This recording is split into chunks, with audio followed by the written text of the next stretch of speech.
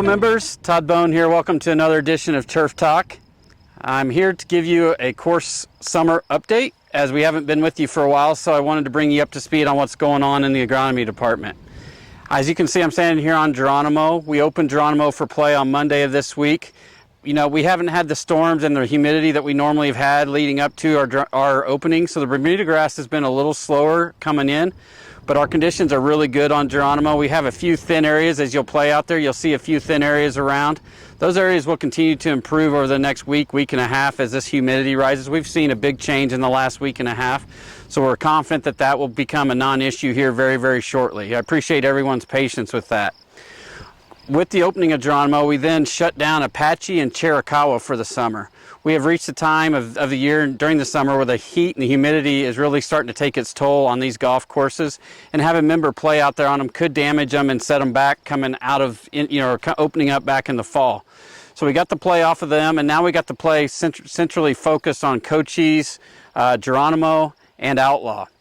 I wanted to mention Cochise. If you remember right, we did not spray out Cochise this year. We kept the ryegrass. We're growing ryegrass and a Bermuda grass mix down there. We did that to avoid any closures for our members, and plus, since we have the renovation or the restoration project coming up later this year, we wanted to keep the turf in there and not have any of the closures like I mentioned. So you will notice out there that the discoloration in the turf is a result of the Bermuda grass fighting over the ryegrass. So the ryegrass stands no chance right now in this heat and the humidity with that Bermuda grass growing. So it's a natural progression that you will see the Bermuda grass taking over, thus some of the off-colored areas that you will see out there. Outlaw.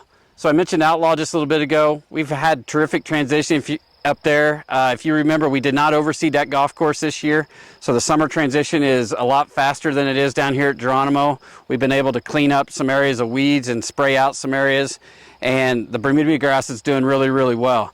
We did have an area on the short game area that we put some sod in where we had a heavy population of poana that came up, and the Bermuda grass is thin, and we have since spot sodded that in, and the sod is already starting to root in a matter of a couple days. So that tells me that the Bermuda grass is rolling right now, which we're very grateful for. Renegade and 7, we are continuing to, our teams are working really, really hard down there with water management.